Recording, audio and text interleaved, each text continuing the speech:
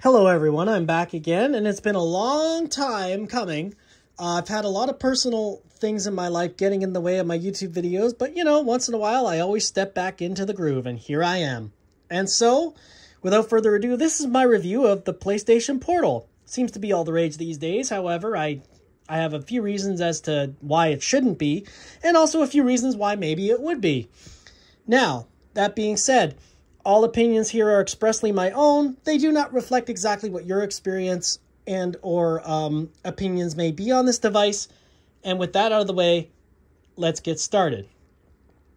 So, I want to talk about the positives first because there's actually very few positives.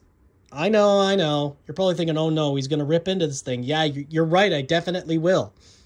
But even without that, I'd like to just say that you know, I give every device a fair shake, but as I've explained on my channel before, and of course you can see it in my channel name, no system is ever perfect. So let's start with the good. The screen. The 8-inch screen, in my opinion, is the perfect size for any handheld device on the market. It's nice and immersive. It's nice and large. It's just nice, punchy, crystal clear, big screen. And I love it for that. I also love the DualSense controllers built into and over the tablet. It just gives a sense of parity with the PlayStation 5 that no other device can give. You have the haptic feedback, you have the haptic triggers, and just everything you feel right at home with because, you know, you've used it before. The other thing I really like about this device is the speakers. They're not amazing, but they do just enough to give you a nice punchy sound when you need it most. All right, now that's the positives out of the way. Yeah, I know, not much, but let's talk about the negatives. The first thing that ticked me off with this device is the fact that it doesn't come with any form of protection. Zero. Have you seen the size of that screen? And you have no protection for that, Sony? What do you... anyway, so the first thing you're going to do is you're going to go on Amazon and you're going to order a screen protector. If you're anything like me and you don't trust yourself with a device. Next, you're going to order either a shell or a silicone cover. So I ordered 4 shells in total. This is the 4th one. The first 3 I had nothing but bad experiences with. So with the first one, I was, you know, putting it on, and as I did, it cracked right here. And then it loosened up on this side.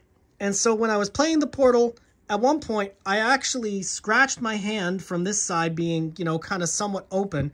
And then when I was transporting the Portal in my backpack, the case fell off. Well, that's not a very good start. So I ordered another one. The second one came in and I was happy with it at first until I couldn't reach my charging port. What? So then I went, what? So I kept trying to stick the charging cord in there. And now the charging port is in a really awkward place, Sony. Thank you for that, by the way. And the reason why they did that is because they don't want you to use Bluetooth adapters. So here's where it is. It's tucked underneath the tablet all the way underneath. And the cord they give you is the standard PlayStation controller cord, which is about this thick. You can see where this might be a problem when you have a hard shell case, right? So anyway, I couldn't, no matter what I did, I couldn't get the cord in there. So I ripped the thing off and threw it in the garbage. Then I ordered another one and had the exact same problem. Only this time when I was putting it together, the top half snapped. And I was like, you gotta be kidding me. What cheap pieces of garbage. So it turned out that one company actually started this little trend of these little shells. And the other ones basically were just copying the design, but not down to the precise cutouts. So the company in question is called H-Stop, H-S-T-O-P, and H-Stop did a much better job at making sure the cutouts are precise. And you'll note that if you go to H-Stop's version of the case, they'll actually show you the charging port and being able to plug into the charging port. The other ones don't do that, so watch out. So in the meantime, while I'm, fighting with these things, and before I found H-Stop, I decided, well, I'm done with these things for now. I'm going to go get a silicone case. So I ordered the QC Blue silicone case. And it was okay. Comfortable at first, but then over time I found it wasn't.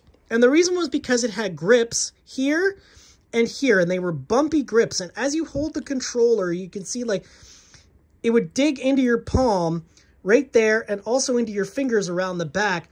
And very quickly you found that it was not comfortable for long periods of gameplay. If you played for a little bit more than 20 minutes, you would notice it starting to dig. You played it more than an hour, you really notice it starting to dig. So I liked the color ranges and of the silicone case, and I liked the design at first, but over time it weared on my hands, and I thought, no, this isn't going to work for me. So finally, I went back to Amazon again for a third time, and I got the Fu Young case, and you can get it in silicone black or silicone white, at least here where I live. Maybe you can find more variants where you live. And it fit the portal nice and snug, and it fit it nice and snug even around the screen, which the previous one, I forgot to mention that, the QC does not. Around the joysticks especially, it's extremely loose. And so, after getting the Fu Young, I thought, well, that's it for me. And the Fu Young came with these little grips. I thought, well, that's it for me. Then I saw H-Stop, the H-Stop version of this case. And when I saw that they had actually shown a picture of them plugging the cord in, I thought, why not? I'll try it one more time. Now, I want you all to know that there's still a stipulation to this little recommendation of mine. When you get the case, do not snap it together right away. Put the bottom on first and then use your hand and just gently enough apply pressure to push down on the portal screen so that it lines up with the charging port on the bottom here. And as you're doing that, with your other hand, plug in the charging cord. And make sure that you can continuously plug that in before snapping on the right and left pieces and putting the case together as a whole. Because if you don't do that, you're going to run into the exact same problem that I mentioned before. So get the H-Stop case, but make sure you put it on right, because if you don't, it's really hard to get off, and you could end up breaking it even, or just get more frustrated in the process. Also, there are no carry cases. Back to Amazon we go. So the thing is, I've ordered one, but it hasn't come in yet. I ordered one about a week ago, and it still has a week to go before it arrives here, so I couldn't get it here for the review. But that just is so dumb that Sony doesn't sell any kind of accessory for these things other than the PS Explorer headphones. Just a major oversight in my honest opinion. But let's talk about their lovely headphones. So the PS Explorer headphones, this is not a review of those, but they use what's known as PlayStation Link in order to link with the Portal, because the Portal only supports PlayStation Link over wireless. So how well does it work? Sony boasts lag-free audio and this and that and blah, blah, blah. But how well does it really work? So I connected the PS Explorer headphones the other day, and I was sitting here on this couch, and I put the Portal down exactly where it's sitting now, and I walked over to my laundry room, and the signal cut completely out. Pew! Oh, okay. Walked back into the room, the signal came back on. So that was the first time I'd experienced a range so small for headphones. To me, it no longer was PlayStation Link. No, my new name for it was PlayStation Garbage. Because it's proprietary. You have to use it if you want wireless headset. And if you want my personal opinion, you shouldn't. You should just buy a wired headset. It'll save you tons of money, and use the wired headset on this thing, because there's no point in getting the PlayStation Link headphones if they don't do everything that they should do. Now, that being said, the PlayStation Explorer headphones also have Bluetooth built into them, but the PlayStation Portal does not. So even though you have a Bluetooth connection possible, at the same time you don't. Or maybe it is built in here, but Sony's locked it out. Either way, there's no Bluetooth connections on the Portal, so you can't use the Explore headphones that way. However, you can use the Explore headphones on third-party devices, and guess what? Microphone and all, they work just fine. In fact, they work better. I took the third-party device and I set it exactly where the Portal currently is sitting, and I walked away with the headphones in my ears, and I walked all the way up my stairs and into my bedroom and all the way to the end, and then to my mom's bedroom and all the way to the end of that room, until finally, right when I hit about that point, the headphones cut signal. Yeah, so the Bluetooth has a better range than the Link does, than the PlayStation garbage does. It's just garbage. It's proprietary garbage that Sony's trying to shove down everyone's throat, and I just hate it. I just hate it. The only nice thing about that is when you pop open the case for the PS Explorer, they automatically connect. Well, whoop-de-doo. Whoop-de-doo is all I have to say to that. What you're getting in convenience, you're losing in overall quality, in my opinion. And that's another thing. The microphone and on those headphones is okay at best. It's not the same as having a boom mic, and it's certainly not the same as having something nice like an Arctis or a Razer or a what do you call it? Even Logitech headphones or I can't think of the name right now. An Astro headset or a SteelSeries headset. All those series headsets have way better quality than Sony's headphones do when it comes to microphones. Anyway, that's my little rant about the PlayStation Link. I mean, PlayStation garbage. It's garbage. And here's the other kicker too. If you don't have to buy the PlayStation Explore headphones for the for a third-party device, and you only need to buy them for this, but the signal sucks, then what are you buying them for? Just get a wired, honestly, with how bad the signal is, just get a set of wired headphones. And I'm sure people are, typing angrily in the comments right now, but I'm being serious here. My experience was exactly that. They weren't that good. They were not that good. Now let's talk about something I'd like to talk about. When you hold this in both hands, it's very comfortable. But when you hold it in one, you feel the weight on the other side of the Portal just shifting slightly, just shifting. If you hold it for more than a minute, it's not going to be the most comfortable thing in the world.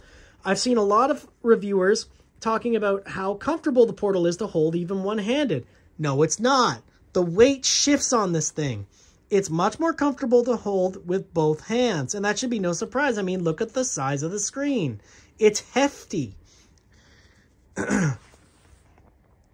Let's talk about the charging cord for the Portal, because that's all you get is the darn cord. You don't get an adapter of any kind for the Portal, so you better hope you've got a spare one kicking around the house, or that you have a, what do you call it, a power bar with a built-in USB, because if you don't, or at the very least a plug with a bunch of USBs on it, because if you don't, oh well, I guess you can't charge your Portal. And that's another thing about the Portal that really bugs me too, is the battery life. So the battery life is good on the Portal. That's not what bugs me. What bugs me is you can't see how much battery you have left. When you're playing a game, there's no way to know. There's not even any kind of button prompt or presses you can swipe. You can't even swipe to see like you do with phones. No, the only way to see the how much charge you have left is to literally shut down the Portal, which is completely counterintuitive to what you want to do, and plug in the cord. And then, and only then, will it show you just how much battery percentage you have left. I have a perfect example for you. When I was testing the Portal at work the other day for connectivity purposes, which I'm going to get into in a minute, the Portal went down to about 15%. I had no idea. I brought the Portal home in the afternoon, plugged it in, and it showed me 15% as soon as I plugged it in. But did I know? No. For all intents and purposes, I thought I still had full power because it reads it like you're on the PlayStation 5 connected to the PlayStation 5, and the PlayStation 5 reads it as full charge. Yep, way to go, Sony. Not impressed. Let's talk about the bare bones software of this device too. Although it's simple to connect and it's very simple to get set up, it's annoying because there's nothing you can do with it. What's that? You want to stream in 720p because your internet's not strong enough? Too bad. Can't do that. PlayStation decides what you can stream in. What's that? You want to make it an automatic connection instead of having to wait for it to connect? Nope, can't do that. No feature for that, says Sony. No, no, no. Oh, what's that? You want to be able to lock in the frame rate? Nope, can't do that. Sony says no. Sony says no. And it's just like, really? What is the point of locking you out of all your settings? And again, there isn't much you can really do, in all honesty. Oh, yeah, it's just annoying beyond words how you get virtually no control over how you want your games to be streamed. Now, I've heard a lot of people say, oh, what you need to do is you need to adjust your resolution and you need to make sure that you turn off your VRR and HDR. Listen, it doesn't do anything. That's a placebo effect. Look, I can confirm it. I tried it myself. It does nothing. It speeds nothing up, and it doesn't fix a thing. You're turning off features for no reason at all. The Portal does not support HDR. Doesn't matter. When you connect the Portal via Remote Play, the PlayStation knows it's a Portal. The Portal does not work with 4K. Doesn't matter. The PlayStation knows it's the Portal, so it downscales it to 1080p.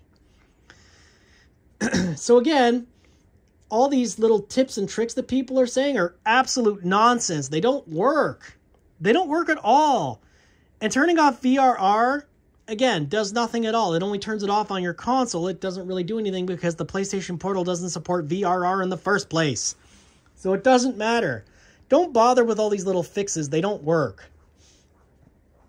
Which brings me to my next point. Connection. So the PlayStation Portal connections, when I first started with the PlayStation Portal, were very bad. Very bad. Now, I took it on a few test runs. I took it to my work, whereupon it dropped signal about 5 times and I got mad at it. Then I brought out my third-party device and the third-party device didn't do any of that. Then I went to my best friend's house, took the third-party device and took the Portal with me. And the PlayStation Portal didn't drop signal, but it chugged like you wouldn't believe. So then I started wondering, why is everyone online seemingly having better experiences than me? So I did what all of you are going to do, and I went to Google, and I tried searching. So the first thing I found is, well, the PlayStation Portal relies on 5 gigahertz Wi-Fi. Now, what you need to understand is 2.4 gigahertz Wi-Fi is long range. 5 gigahertz Wi-Fi is short range. How short range? You need to be pretty much right next to your router or in the immediate vicinity of it in order for it to connect and work. So if your PlayStation's in the basement, or if your PlayStation's upstairs and away from your router, if you've got your router in the middle or whatever the case may be, your house layout may be different than mine, then you're going to connect automatically to 2.4 gigahertz Wi-Fi because it can't detect 5 gigahertz because it's too far away. And if you're as unlucky as me and you have an ISP provider whose router literally selects what it thinks is the best connection for you and doesn't really let you tinker with anything, then you're going to just get what it thinks is the best, not necessarily what is the best. So then I read, well, then you should try LAN cable. Well, I had it plugged into LAN cable at first, whatever, plugged the LAN cable back in, and it didn't fix any problems at all. The Portal crashed another 5 times, for good measure. I'm like, what in the world is going on? So finally, the one suggestion I found online that worked was to plug your PlayStation 5 directly into your router via LAN cable. Oh yes. So I ran a really long LAN cable from the PlayStation 5 all the way up the stairs, all the way up through the ceiling and to the middle floor of my house and into the router. And admittedly, that solved a lot of problems, at least within the house. It solved some problems outside of it, but only some. It wasn't perfect. And, you know, it was choppy at times, fast at others. It was such a mixed bag, I don't even really know how to describe the gameplay to you guys. Like, when I'm at home, gameplay's smooth. When I'm at work, gameplay's choppy. When I'm up in my bedroom, gameplay is iffy, but still pretty good. When I'm in my daughter's bedroom, iffy, but still pretty good. Mom's bedroom, almost flawless because she's right above where the router is. So again, it depends on how strong your router is, and it depends on your household too. So the next thing I did was, in order to really stress the portal out, and not just the portal, but the third-party device as well, I took both to my work. And my work, just so you all are aware, I'm on the third top floor, and I'm nowhere near the router, and the walls of my building are extremely thick. So how would the portal do in such a situation? Bad. It did really bad. Even with me connected directly into the router, it still crashed a whopping 13 times while I was trying to talk to my friend online. I figured if I tried to do too much, that would cause strain on the console on purpose, and it would crash. And I thought that might happen with my third party too. It didn't. So again, not looking good for the portal right now. Oh, pardon me. So then, after doing all my testing with both devices, and I'm going to do a review on the other device later, the portal just couldn't really make the cut. Now, there were times where the portal performed really well, almost flawless. And during those times, it was great. Now, I've heard a lot of reviewers also talk about how this thing is perfect if you're a dad. Well, I'm a dad, and it's not perfect, but it does the job, I guess. I mean, when my daughter takes over the living room TV, I just fire up the portal and away I go. But again, I'm right next to the router at that point. So the connection is much more stable. And then I've heard how people, you know, play it outside. You know, great and all. The connection is not that great, but yeah, it works. Okay, fine. Let's run with that. And then they talk about going on vacation. Now, this could get iffy, depending on if you're on hotel Wi-Fi or if you're on vacation home Wi-Fi. Could vary your results. So there is that as well. And the further away, this is the funniest part. When you go on PlayStation's website and they talk about connections, they say, and I quote, "The further away you are, the more unstable a connection could become." In other words, it might work, it might not. It all depends on your internet. And if you don't have strong internet, the portal just doesn't sing, or it doesn't sing in tune, that is. Like, it just constantly struggles, and for the life of me, I can't figure out why, because the third party and the portal both run Android, and they're both running kind of like, in my opinion, outdated processing units. So, I'm sorry for yawning, guys. It's been a long day. So yeah, there you go. And so, the game I tested with the portal was Star Ocean: The Second Story R. I'm sorry for burping. And at times it did really well, and other times it did really bad. And again, it all depended on where I was, what the internet connection was. That's a big one. Like, huge, huge, huge, huge. You need to have a strong enough internet connection. And how you get that, I don't know. Maybe your experience will be better than mine, depending on where you live or what your router's like, or maybe, you know, you have better internet overall. I don't know. If you do, then kudos to you, but I don't. Now let's talk price. The portal is reasonably priced for what it does. The third-party device that I talked about earlier is almost $169 more. Sometimes $200 more, depending. Right now it's on sale. But what the other device can do is it can stream PlayStation, it can stream Xbox, it can stream Steam, it can stream GOG, it can stream GeForce Now, like all that stuff. And you know, when we talk about devices, portable devices especially, you have so many options to go for now. But let's talk about cloud streaming options. You've got the Logitech G Cloud, and you've got the Absolute One, which is exactly the same price as this pretty much. And it still does more. How much more, I don't know, because I don't own that one, but I'm just saying. You have other devices, like if you want to spend even more money and you want like a more full-on, fully fledged PC, you can get the ROG Ally, or you can get a Steam Deck, or you can get a Lenovo Legion Go if you really want to go all out. Or you can get a Backbone, a controller attachment for your phone if you prefer that. So, what you're mainly paying for is convenience and also DualSense features and overall console parity. But what you get is lackluster performance, terrible internet speeds and connections, PlayStation garbage, I mean Link, forced upon you, and you can't even stream from PlayStation Plus. So the only thing you can do is remote play. And even with remote play, you can't remote play movies, and you can't remote play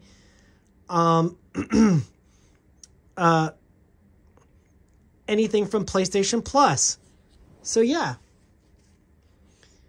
Now, I think I said it earlier in the video, but just in case I didn't, for the love of God, please don't support scalpers. Please, please don't support scalpers. $259 where I live, $200 probably where you live. That's enough. Don't pay more than that. This device isn't worth that. No matter how much you love PlayStation, no matter how much you love the PlayStation ecosystem, it's just not worth it. It's not worth paying more than retail. Please, wait patiently, and if you still really want one, even after this video, then go and get one. But don't pay through the nose for it because it's not worth it. I'm telling you, it really isn't worth it. Now, I don't remember if I mentioned this or not, but I also tried Wi-Fi hotspots out at my daughter's swimming pool.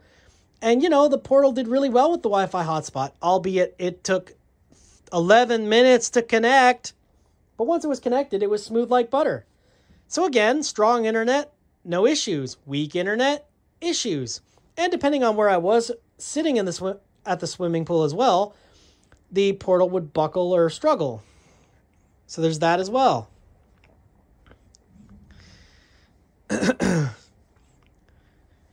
Another thing, I don't know if I talked about this or not, but there's no way to see battery, which I just hate that.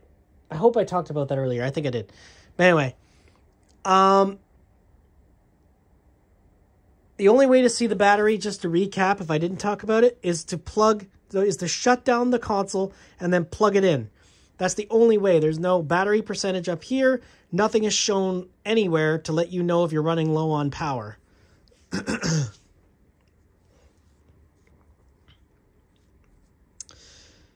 So is the PlayStation Portal worth it?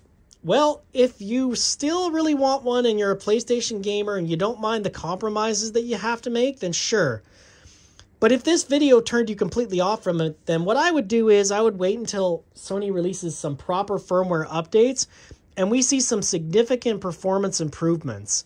Or at the very least, we see the hacking community break this thing wide open, because I think that they're working on it, and I think that once they succeed, this device is just going to sing and Sony's going to hate every minute of it.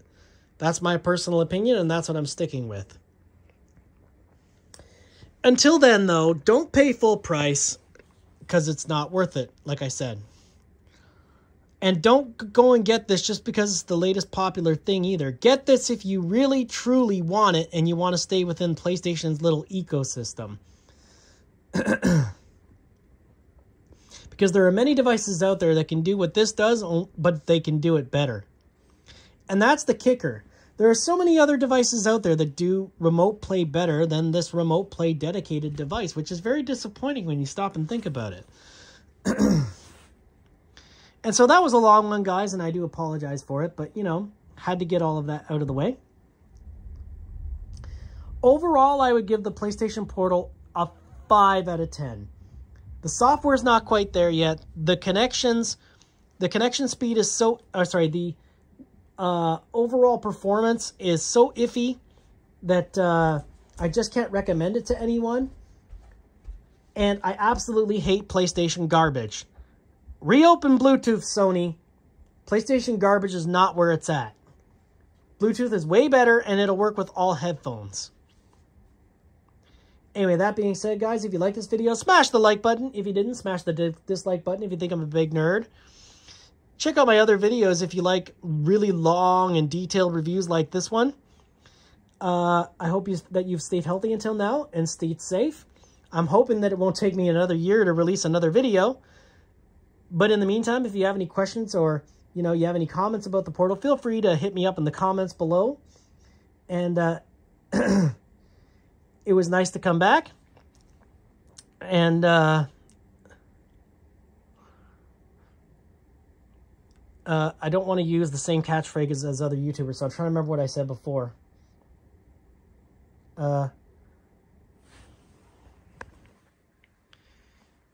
Oh man, my brain's drawing a blank here. That's bad. What did I say?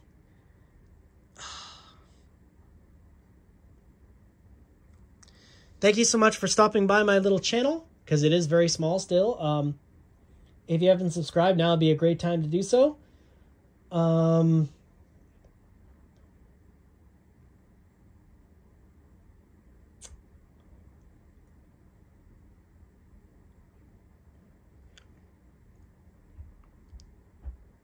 Oh yes, now I remember.